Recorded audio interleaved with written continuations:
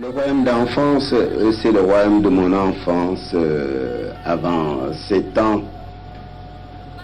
Son aire géographique se réduisait à quelques kilomètres carrés autour du village de Djilor.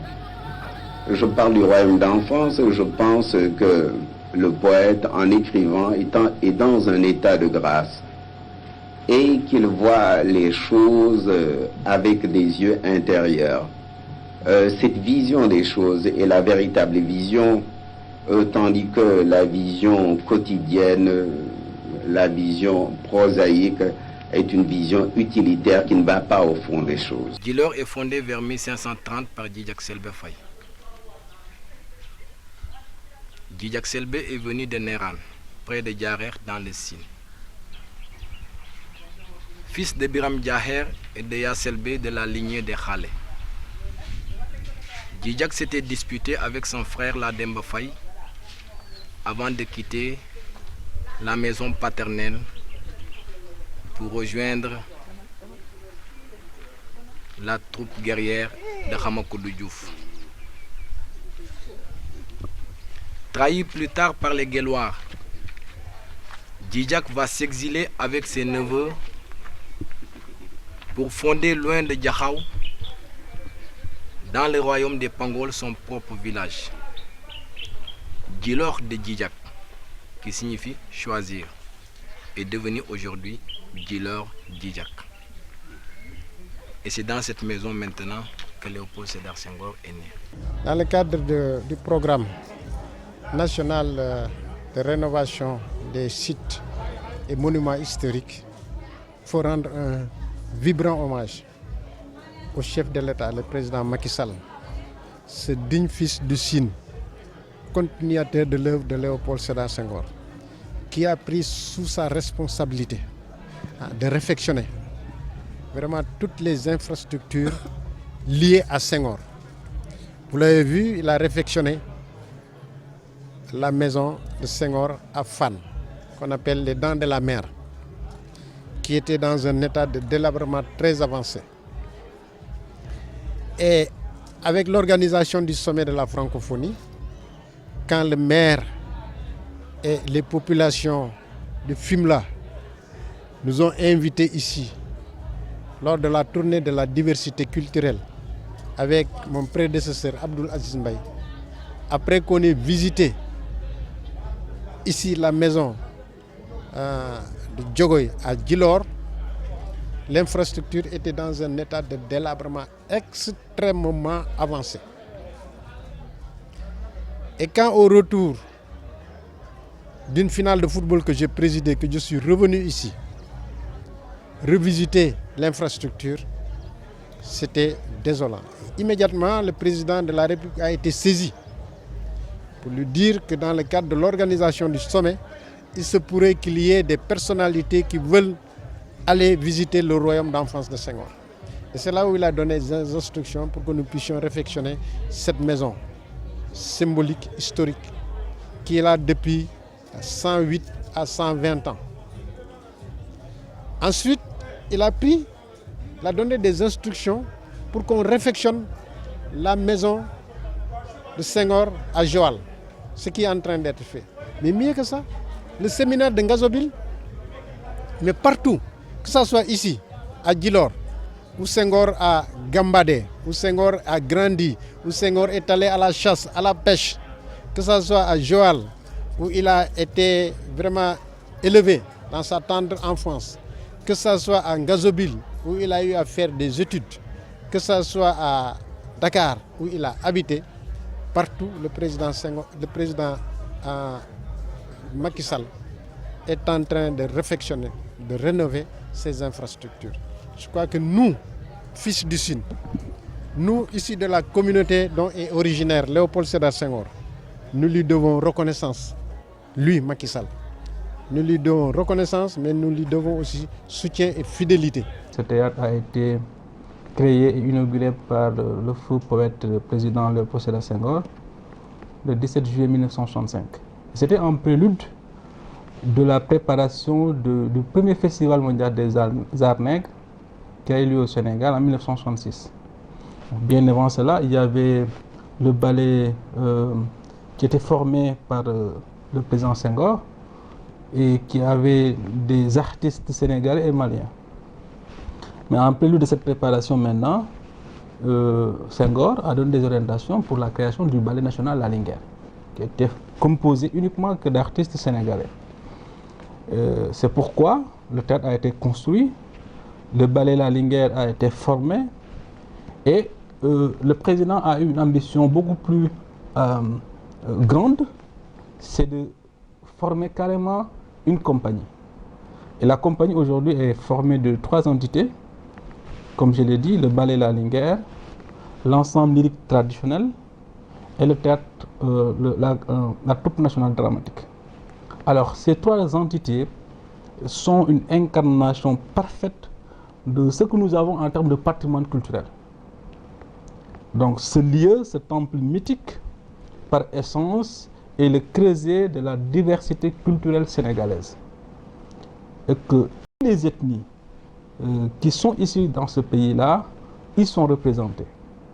Et il permet de sauvegarder ce patrimoine-là que nous avons de si cher et qui permet de vendre le Sénégal. Vous savez que la culture, comme je l'ai dit souvent, est un levier puissant de diplomatie. Donc on parle de soft power. Donc il permet justement donc de vendre la destination sénégalaise. Par le passé, les entités de Sorano, en l'occurrence le ballet La Linguère, la troupe dramatique, ils ont représenté le Sénégal partout dans le monde. Ils ont fait connaître notre culture. Ils ont vendu l'image du Sénégal. Et c'était ça le sens de Sorano. Et jusqu'à aujourd'hui, nous essayons de préserver ce rôle prépondérant et important de promotion, de valorisation de cette diversité culturelle. Quand on parle de Mbine Diogoye, on pourrait également parler de sa seconde maison, Mbine Diogoye à Djilor. C'est tout comme 2 maisons jumelles. Parler du poète président Léopold Sédar Senghor, c'est parler de la nation sénégalaise. Le père de la nation sénégalaise, parler de Léopold Sédar Senghor, c'est parler de ce riche patrimoine qu'il a laissé au Sénégal, qu'il a laissé à la nation. Vous savez, quand vous verrez les images dans cette maison, c'est vrai qu'il y a toujours l'organisation familiale, parce que le père de famille, le chef de famille, le patriarche, et les chambres secondaires. Et vous verrez que Senghor a vécu cette maison d'une manière très intime. C'est une maison qu'il en fait le départ d'un royaume d'enfance. Et quand on dit actualité, ce que Senghor nous laisse, c'est son royaume d'enfance. Le riche patrimoine qu'il nous laisse, c'est tout ce qui est culturel dans le monde sérère. Ce qu'il nous laisse, ce sont les symboles de la nation. Le drapeau, l'étoile, l'hymne national. Et tout cela, on ne vous l'expliquera pas assez. C'est des symboles qui sont ici présents dans cette maison du président Léopold Sédar Senghor. Mon père, je ne dirais pas se débarrasser de moi, mais j'étais très turbulent et j'étais tout le temps au champ avec les bergers, avec mon oncle maternel qui était paysan. Et mon père trouvait que j'avais des goûts trop roturiers et qu'il fallait quand même me civiliser un peu. Mon père voulait m'envoyer à l'école beaucoup plus tard, comme c'était la coutume alors. Diogoye décida de confier son fils au supérieur de la mission catholique de Joal, le père Léon Dubois. C'est le père Dubois qui, pendant 1 an, et en attendant que Senghor entre au collège d'Ngazobine, lui enseignera le français et les premiers éléments du catéchisme. C'était en 1913.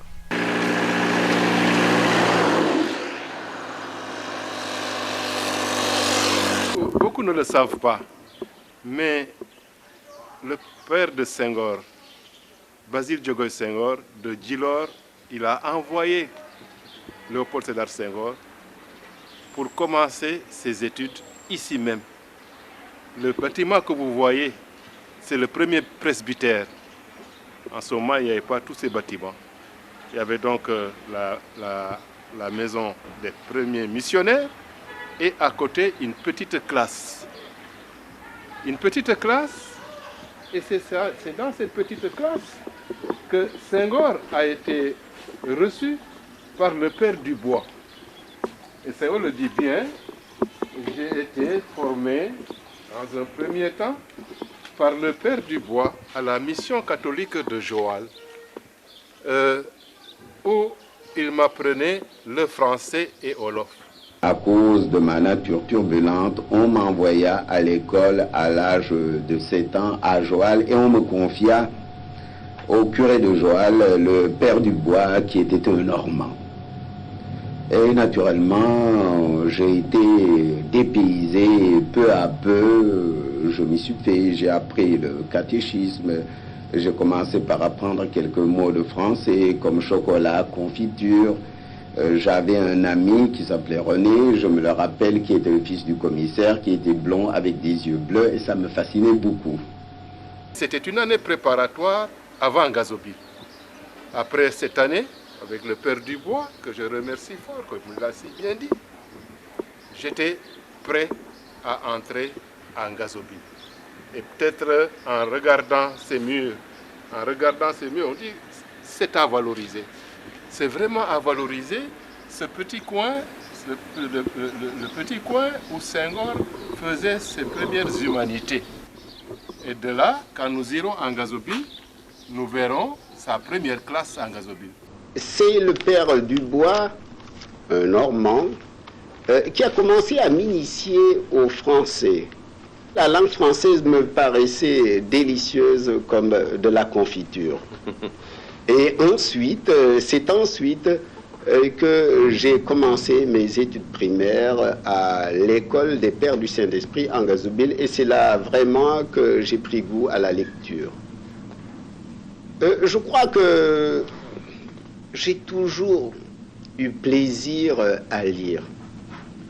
Je me rappelle à l'école des Pères du Saint-Esprit en Ngazobil, je lisais surtout des auteurs comme Bourget, Bazin, Bordeaux. Et naturellement, je lisais également les livres qui étaient à la mode. La comtesse de Ségur, Dumas, Christophe, etc., etc. J'ai lu les livres des enfants français, j'ai fait mieux. Oui.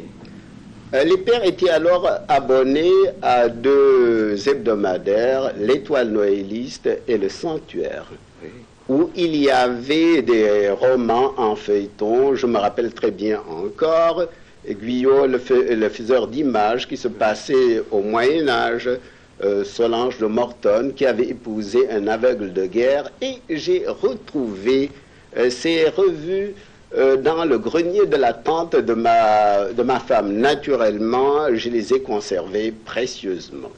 J'avais une boulimie de la lecture. Dès que j'avais quelques minutes, je me réfugiais dans un coin et je me jetais sur les livres. Et j'attendais l'Étoile noëliste et le Sanctuaire toutes les semaines, vraiment comme on attend une récompense.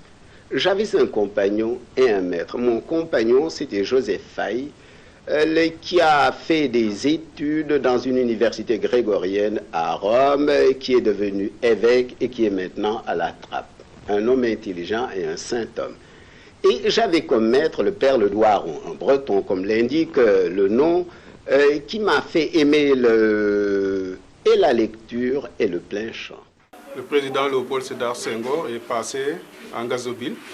C'était en 1913. Son père Diogoye confie son enfant au révérend père Dubois de la mission catholique de Joal. Donc il apprend ses premiers rudiments de la langue française. Et c'est en 1914 qu'il est admis au collège de Ngazobil. Ses parents ont fait montre de responsabilité et d'ouverture en préparant un bel avenir à leur fils, à la fois pour son bonheur, pour celui de la famille et pour son pays. Après Djilor et Joal, le jeune Léopold va pouvoir développer son expérience en tout domaine grâce aux nombreuses possibilités qu'offrait Ngazobil, alors confié aux pères et aux frères religieux du Saint-Esprit. De tout temps, Ngazobil a été pour la Petite Côte un centre de rayonnement spirituel et intellectuel. En même temps, il y avait pris un grand essor de nombreux corps de métiers, dont l'imprimerie, la menuiserie et l'agriculture.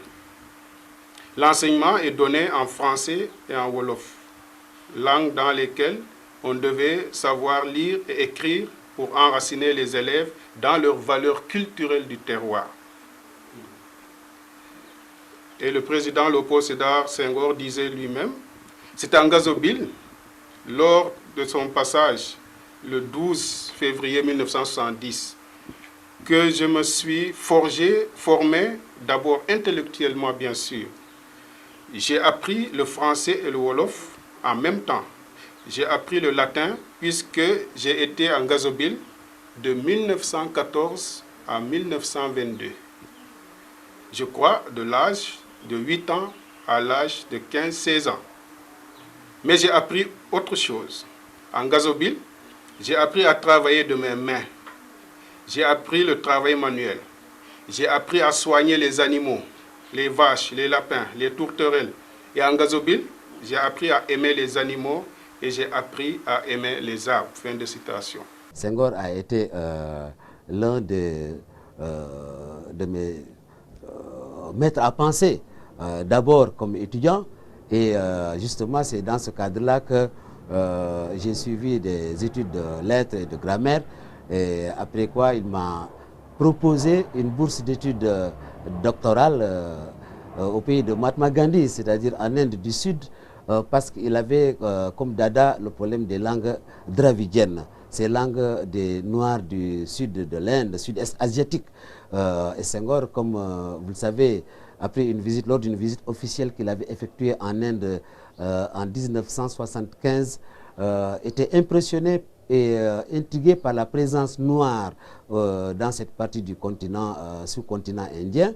Et à l'issue de sa visite, il a même donné une conférence à l'université de Madras pour dire, tout simplement, la conférence était intitulée « Why to create a Department of Indo-African Studies at the University of Dakar ».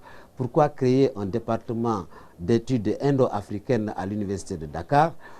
Dans ce cadre-là, à l'issue de cette conférence, il a décidé d'envoyer des chercheurs, des étudiants, des chercheurs en Inde et de demander, dans le cadre de la coopération entre l'Inde et le Sénégal, des universitaires indiens qui devaient aussi venir à l'IFAN, il y en avait 2, pour faire des investigations et nous devions collaborer, eux ici à Dakar, nous là-bas en Inde, nous étions 2, après Cheikh Tidiane Ndiaye, le professeur Cheikh Tidiane Ndiaye qui était à l'IFAN également. Donc moi j'ai eu la chance d'avoir été choisi par Senghor sous M. Alioune Sène, Feu Alioune Sène, qui était ministre de la Culture à l'époque. Et donc nous avons fait nos études, terminé nos études supérieures sous vraiment la diligence de Senghor qui nous avait beaucoup aidés. Et moi j'ai produit une thèse de linguistique comparative et historique sur les langues dravidiennes, le tamil dans la forme scientifique et littéraire et les langues africaines en particulier sur le Sahel. C'était pour un peu, Senghor s'était intéressé à l'explication, à des investigations pour trouver des raisons de l'origine ou en tout cas la présence noire au sud-est asiatique, en particulier en Inde du Sud, dans le Tamil Nadu, et tout au long de cette partie, avec même les îles de la mer Arabique, nous avions fait des investigations pour trouver sur le plan linguistique quels étaient les rapports entre l'Inde noire et l'Afrique négro-africaine.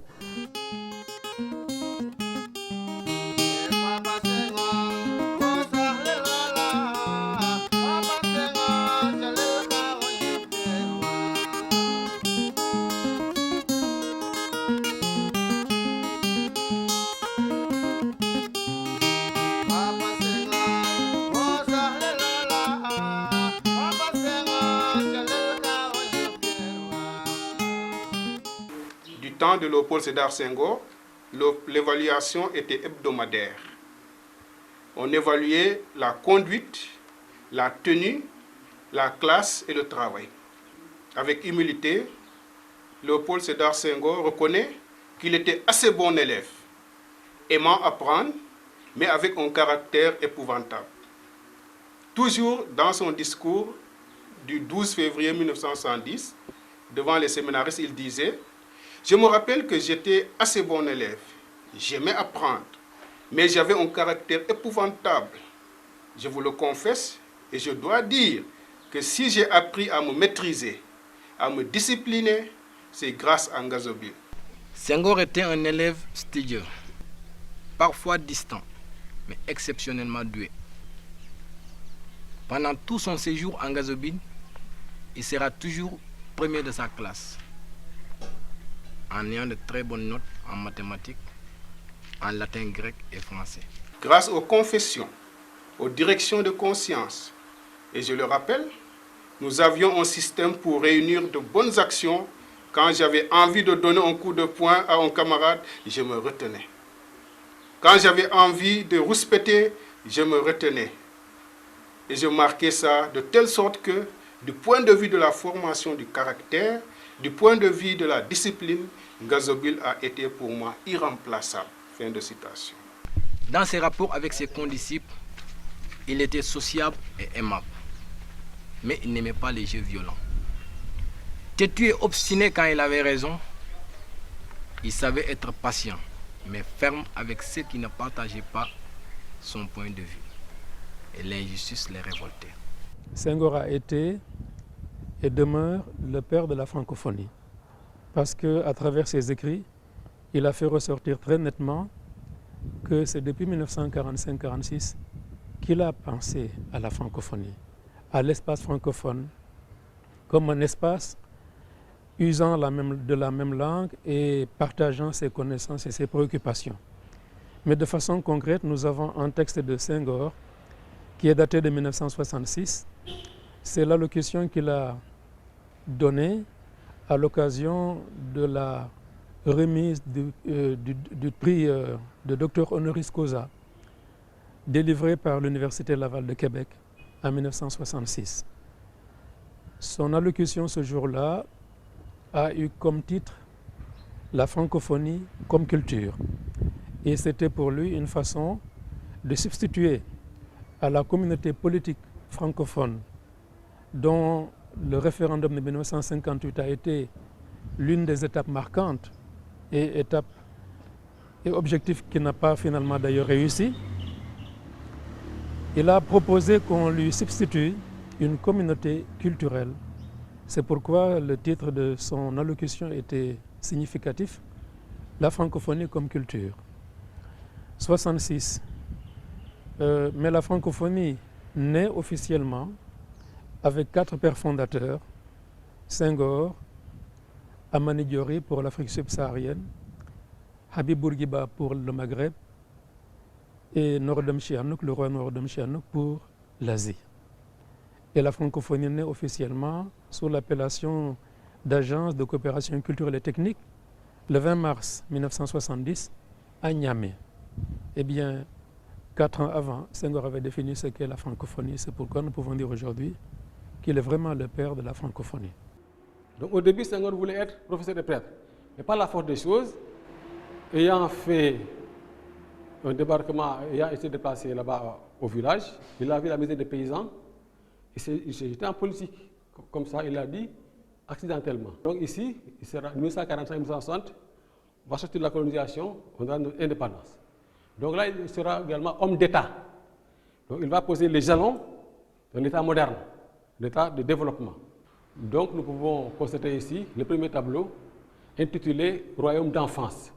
Royaume d'enfance, c'est une expression que Senghor emploie lui-même pour désigner les terroirs qu'il a vu naître et grandir en pleine société sérère. Nous avons aussi un deuxième tableau de Ngazobil, qui se trouve donc au Royaume d'enfance, où il a fait ses premières années d'études en Ngazobil. Nous avons également derrière nous un tableau représentant les africanistes, comme Alioune Diop, n'est-ce pas, qui a créé la revue Présence africaine, qui est actuellement une maison d'édition.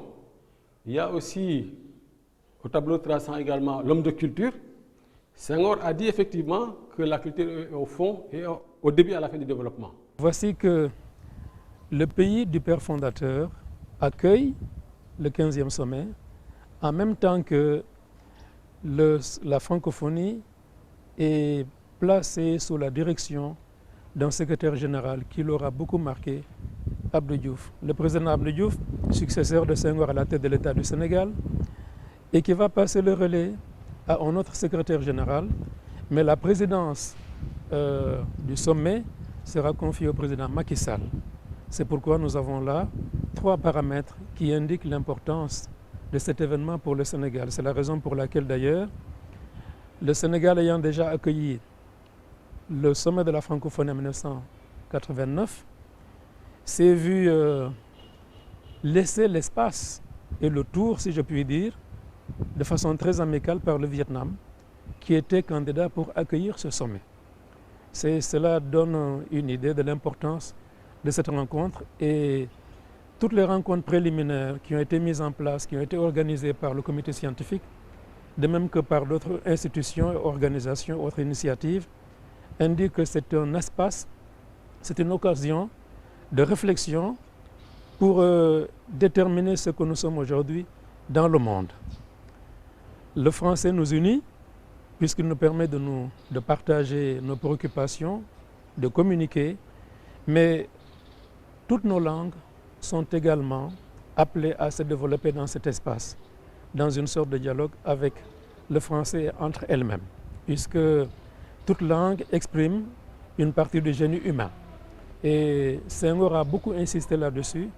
Dans l'un des textes que nous préparons, dont nous préparons la publication avec un ouvrage posthume, Senghor cite d'abord les langues africaines, asiatiques et océaniennes comme devant être l'objet d'une promotion avant de citer le français lui-même comme langue. Et c'est dire que la francophonie ne se développe pas au détriment des langues locales, des langues nationales, des langues parlées dans les espaces. Elle se développe en dialogue avec ces langues. Et le développement du français n'empêche et n'occulte aucunement le développement des autres langues. Cela dépend un peu de la volonté de chacun et des pouvoirs publics qui sont concernés. La francophonie, c'est encore Senghor. La francophonie, c'est encore Senghor. Et la francophonie, naturellement, dans l'esprit de Senghor, aussi nous nous référons tout simplement à l'étymologie, disons au terme dans son sens propre, c'est la langue française, c'est l'espace et les peuples qui parlent cette langue française. Elle est devenue ce qu'elle est devenue, la francophonie, naturellement, mais à la base, la francophonie est d'abord linguistique avant d'être politique ou économique. Elle est d'abord essentiellement linguistique, même si le côté linguistique est parfois voilé, en tout cas porté à l'écart par le côté politique et économique. Senghor, donc, c'est le fondateur, un des fondateurs de la francophonie avec le trio que vous connaissez.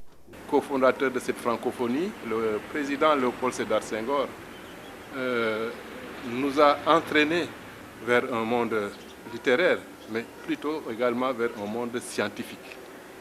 Et quand nous rappelons au-delà de cette francophonie, sa autre distinction a été donc promis académicien le 2 juin, quand il a été donc élu à l'Académie française. On a vu que c'était une prolongation de ce patrimoine littéraire que Senghor nous a laissé. Nous ne pourrons pas ne pas parler de ces intellectuels qui n'ont pas compris Senghor, mais qui le comprennent aujourd'hui. C'est aussi d'actualité. Tous ces grands professeurs, tous ces grands chercheurs, tous ces grands philosophes qui, dans le temps, ont mal lu Senghor, ont mal compris Senghor, aujourd'hui, ils l'ont découvert.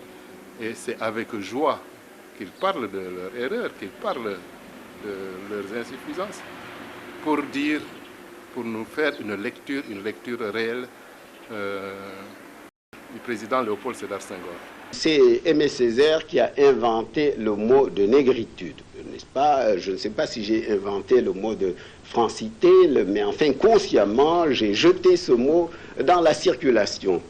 La francité, c'est objectivement l'ensemble des valeurs de civilisation, de la langue et de la culture française. Mais c'est aussi objectivement la participation de tous qui parlent français, de tous les francophones, à cet ensemble de valeurs. Tout de même que la négritude, c'est l'ensemble des valeurs des civilisations du monde noir, tandis que la négrité serait subjectivement la participation individuelle ou collective aux valeurs de la négritude. Pour en revenir, n'est-ce pas, à la francité, originairement, n'est-ce pas, la francité comme objet ou comme sujet, n'est-ce pas, c'est quelque chose qui se cantonne dans l'Hexagone. Mais à la mesure du développement de nos nations respectives, la francité deviendra quelque chose non pas de moins français, mais la francité s'étendra peu à peu à l'ensemble du monde et la francité sera, ce que j'ai dit, une sorte de noosphère autour du monde. Et c'est pourquoi c'est extrêmement important pour nous.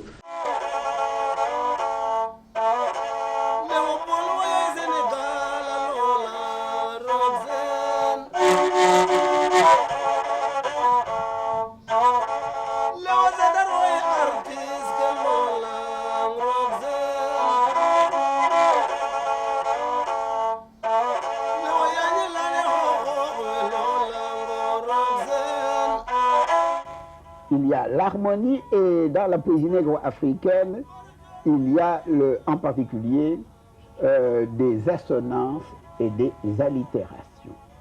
N'est-ce pas? Les allitérations, l'allitération est produite quand deux ou trois mots juxtaposés commencent par la même consonne. Et l'assonance est produite quand deux ou trois mots juxtaposés ou pas trop éloignés l'un de l'autre se terminent par la même voyelle. Et là-dessus, une fois de plus, le nègre est roi. Tenez, le fameux poète du champion de lutte, Lebou Pathé Diop. Ah, seulement il faudrait que vous disiez Yagana. Non, Degele. Yagana, Yagana, Yagana, Degele, Yagana, Daoren, Soganyew, Bissimla, Yamador, Randidor, Laula Chat, Laula Hel, Laula Bet, Laula La, Menyudam, Adama, Kuluhum, Lujigen, Sukejo. Wajanghanda, Tatulen, Goraïv, Goraïv, Chamela, Nyogoma, Wegewelo, Rekensanda, Heli, Banyabon, Banyabon, Banyabon, Belanga, Hamni, Ay, Banyabon, Ndendejib, Ndarijib, Tamajib, Besabarne, Katiabor, Bambala, Chalanga, Hamni, Ay, Banyabon.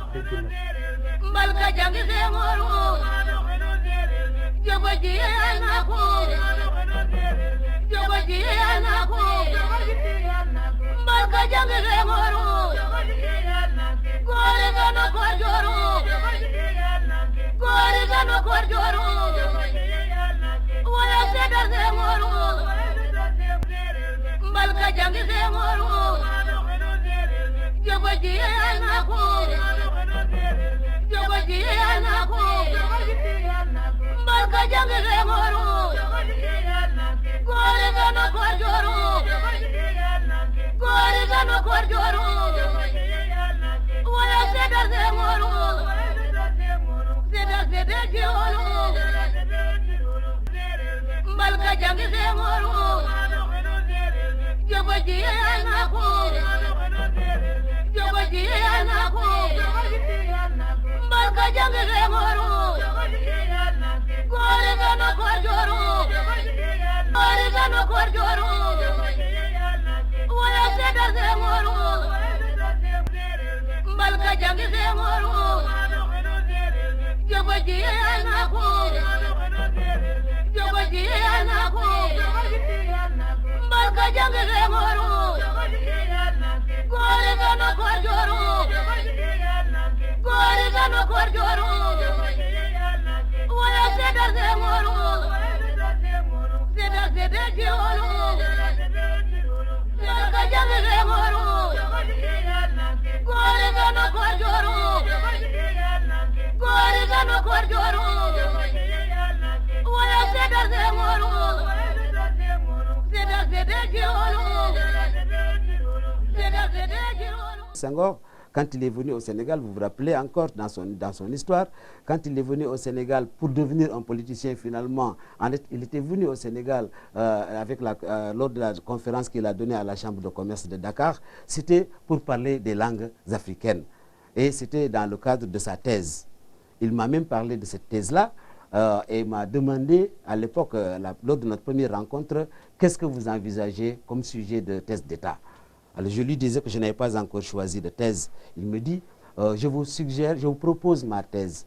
Le sujet de ma thèse, à l'époque quand je suis venu au Sénégal, dans les années 30, pour faire des investigations, des recherches sur le terrain, ce que les Anglais appellent le field work. Alors il voulait travailler sur les formes syntaxiques du Wolof et du Serer, qu'il m'avait proposé comme sujet de thèse. Évidemment, j'ai fait autre chose que cela, j'ai tout limité au Serer, naturellement, mais nous étions tout le temps dans la même veine, dans nous avions la même thématique, n'est-ce pas, dans son sujet. Et il a donné une conférence, il a fait des productions, il a beaucoup produit en linguistique africaine, en particulier sur le Wolof, le Serer et le Pulaar, que beaucoup de linguistes connaissaient, on ne connaissait pas du tout. On n'avait jamais parlé de Senghor comme linguiste, on a plus souvent parlé de lui comme grammairien et comme poète, alors qu'il a fait ses études à l'école des hautes études de France avec des professeurs comme Marcel Mauss, comme Moore, exactement. Avec Lilias Umbourgé également, qui était son professeur. Senghor avait une connaissance très profonde, particulièrement il s'intéressait à la diachronie. Il avait beaucoup d'intérêt pour les langues africaines du point de vue de la diachronie et il avait déploré, comme je l'ai une fois évoqué au professeur Cheikh Anta Diop, que la linguistique africaine souffre d'un déficit de recherche diachronique. C'est-à-dire que nous travaillons en général en synchronie et Senghor avait attiré l'attention des chercheurs, en particulier des linguistes, sur la nécessité de descendre l'échelle diachronique pour trouver un peu les origines et travailler sur l'histoire des langues africaines. Et lui, quand il a proposé justement, il a suggéré de travailler, de produire des thèses d'État, des thèses sur les langues africaines, ce n'était pas fortuit, ce n'était pas gratuit, ce n'était pas tout simplement pour faire un buzz comme diraient les communicateurs d'aujourd'hui, mais c'était tout simplement pour attirer l'attention sur la nécessité d'avoir la certitude que nous maîtrisons nos langues du point de vue de leur phonologie, de leur morphologie, de leur syntaxe et de leur sémantique, pour pouvoir les convertir à pouvoir les transformer en levier, n'est-ce pas, dans la formation des élèves. En Ngazobil, l'élève Léopold Sédar Senghor fit tout le cycle primaire en 6 ans et passa 2 années à réfléchir sur l'orientation qu'il allait donner à sa vie. C'est alors qu'il choisit d'entrer au séminaire pour être prêtre. Il monte à Dakar pour le collège séminaire Liberman. Et pour parler un peu de la suite, je vais dire que à la suite du père Dubois, curé de Joal, et de l'équipe des éducateurs de Ngazobil, le collège séminaire Liberman de Dakar va à son tour jouer un rôle important, voire décisif, dans sa formation et l'orientation de sa vie. Un professeur, plus que les autres, semble-t-il, a imprimé sa marque sur l'étudiant Léopold Sédar Senghor. C'est le père Albert Lalouse, des pères du Saint-Esprit, qui était directeur du collège, éducateur et professeur hors pair.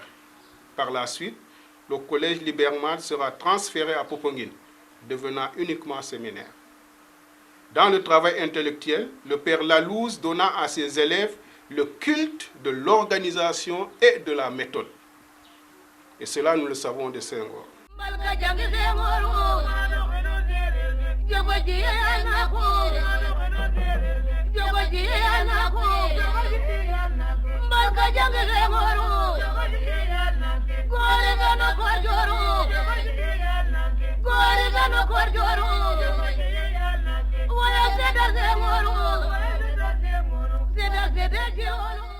Et plus tard, il va également initier des réformes pour asseoir un meilleur développement du pays. Aussi, au soir de l'année 1980, il a déclaré sa démission. Ce qui a surpris le monde entier, parce qu'à cette époque, pas mal de chefs d'État africains s'accrochaient au pouvoir. Lui, il a su partir. Il a su partir en laissant le pouvoir au président Abdou Diouf, selon l'article 35 de la Constitution. Donc, après, il sera nommé à l'Académie française, n'est-ce pas, 1983-1984.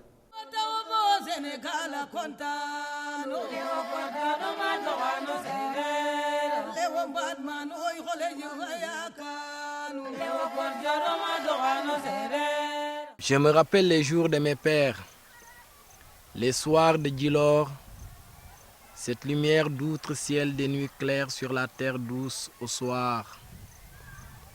Je suis sur les marches de la demeure profonde obscurément.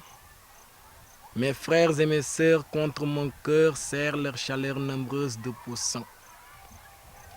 Je repose ma tête sur les genoux de ma nourrice Nga, de Nga la poétesse.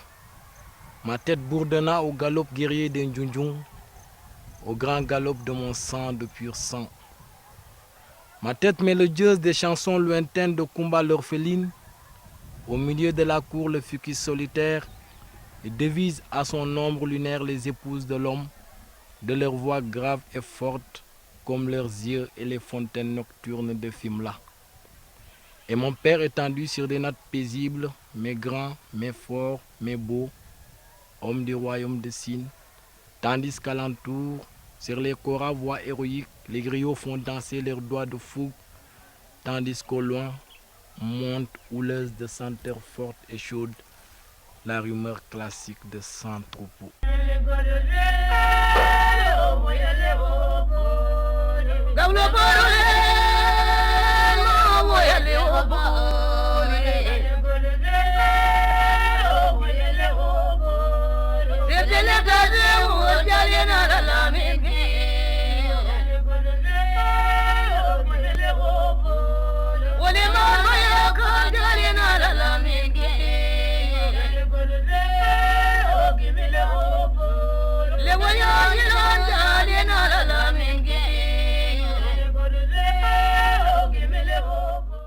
Ici, vous avez la place publique du quartier de Ndoubab, le quartier de Léopold Sédar Senghor.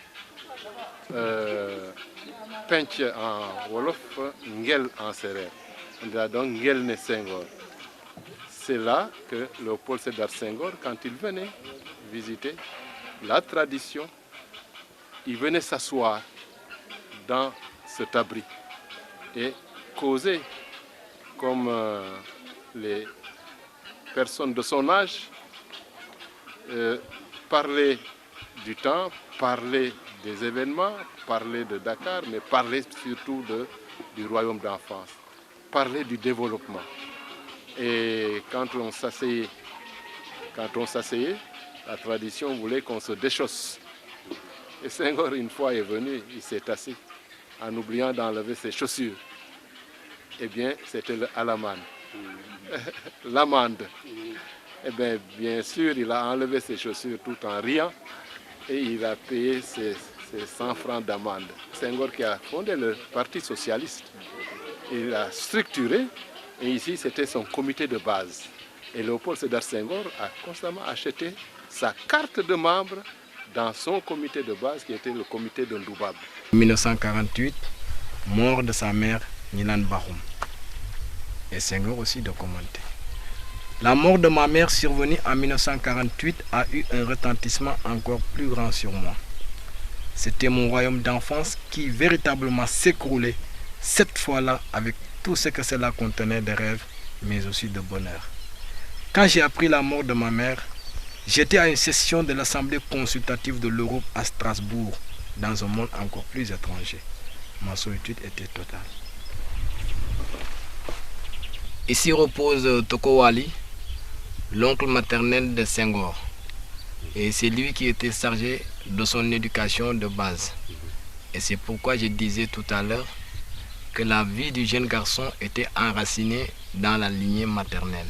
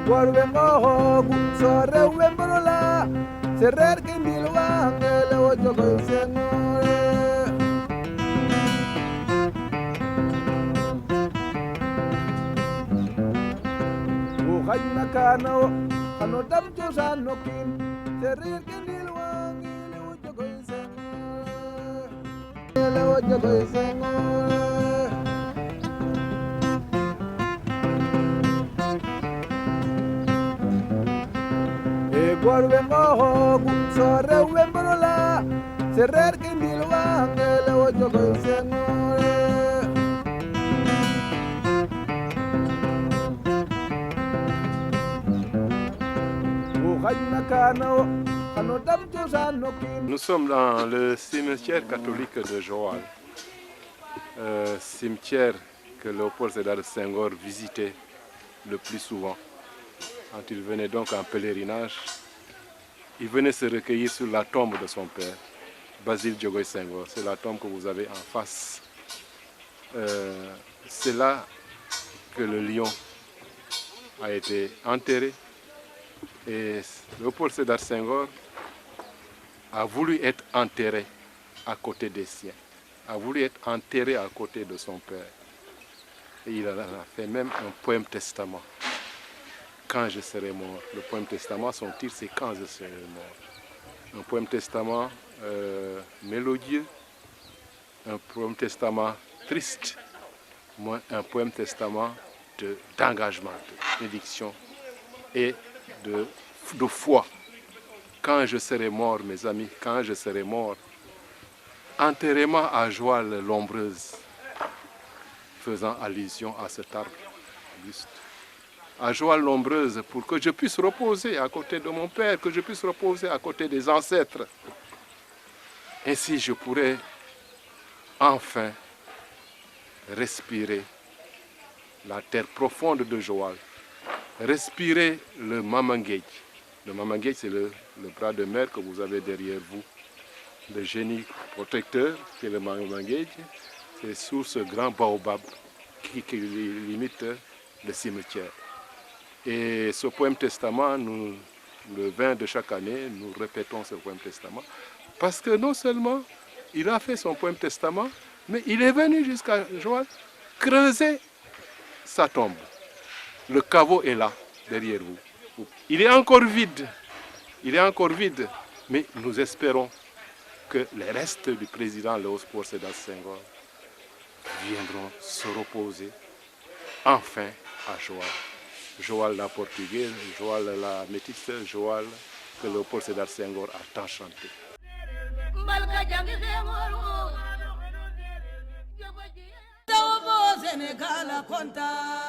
À la salle Bruno Diatta, des objets ayant appartenu au président Léopold Sédar Senghor et à son épouse Colette Senghor dans leur propriété en Normandie. Entre autres, des décorations militaires ainsi que des cadeaux diplomatiques que l'État du Sénégal a pu acquérir. Pour les décorations, nous avons ici une décoration de l'Espagne qui a été faite au président Senghor. Nous avons une décoration du Royaume d'Arabie Saoudite. C'est la plus haute décoration qu'on fait à un chef d'État non musulman. Il y a aussi une décoration de la Finlande et une dernière de l'Égypte. L'opération pilotée et finalisée en France par l'ambassade du Sénégal et le ministère de la Culture et du Patrimoine historique le 23 octobre dernier. Plus d'une quarantaine d'objets parfois personnels de la défunte première dame, dont des bijoux. Il y a aussi d'autres effets, les stylos que le président Senghor utilisait. Il y a ces briquets des effets personnels et d'autres médailles qui lui ont été offertes à différentes occasions, l'occasion de conférences internationales auxquelles le président Senghor aussi a pris part, dont celle-ci. De l'autre côté, nous avons des effets qui appartenaient plutôt à la première dame, des effets de toilette de la maison Chaumet, donc personnalisés. Si vous retournez les effets, vous verrez, c'est marqué CS, Madame Colette Senghor. Parmi eux, un collier de l'ordre du Nil en or 18 carats, composé d'un ensemble de 16 maillons sur fond lézardé avec des décors de 3 symboles de l'Égypte antique. Un héritage acquis avec diplomatie. C'est tous ces objets-là qui, du fait de l'héritage, étaient entre les mains d'une arrière-nièce de Mme Colette Senghor et qui se proposait de les mettre en vente pour aussi faire face à ses obligations, parce qu'en France, si on hérite, on est obligé de payer des impôts. Et donc la dame était obligée de les mettre en vente pour pouvoir faire face à ces obligations-là. Sur vos instructions, nous sommes entrés en contact avec elle. Elle a accepté de négocier parce que vous nous aviez dit, pas de contentieux, régler cela, trouver une solution. Le ministre de la Culture qui était en France à l'époque a permis, avec le commissaire-priseur, de trouver un arrangement et ces objets ont été rétrocédés au Sénégal à hauteur de 200 000 €, plus les 44 000 € de frais de gestion.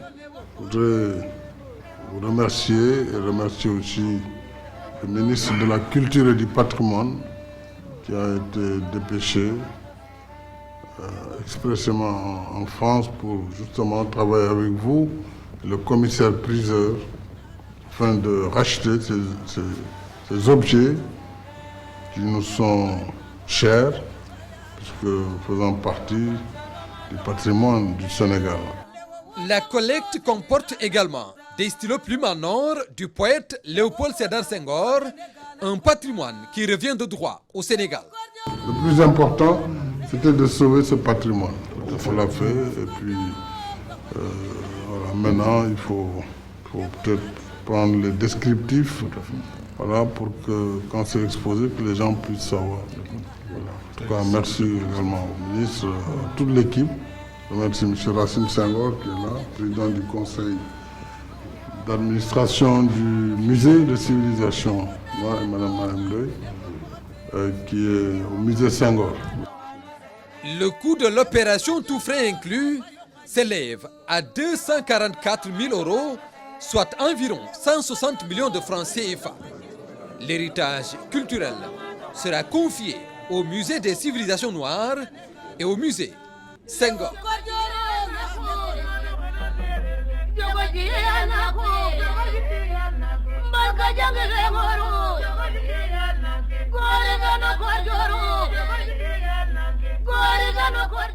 Toi, enfant d'Afrique, toi, enfant du Sine, toi, enfant de Djilor, la naissance et la mise en place de l'État sénégalais.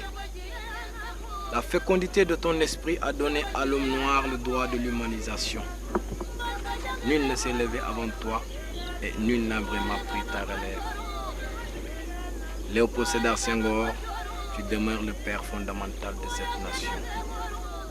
Homme pacifique et modérateur, tu as assuré la survie des civilisations africaines. Homme cœur, homme politique et puis homme d'État. Tu as lutté avec ta plume en chantant la noblesse du peuple noir. Grâce à toi, les coutumes et les langues africaines se sentent universalisées. Intellectuel engagé depuis longtemps dans le combat politique, toi qui as toujours rêvé de concilier négritude et francophonie, ton combat a enfin abouti à la libération du peuple noir. Ainsi, tu mérites toute congratulation et tout honneur conjugué de vifs remerciements. Grâce à toi, Sédar, nous avons connu la liberté d'expression. Diokandial.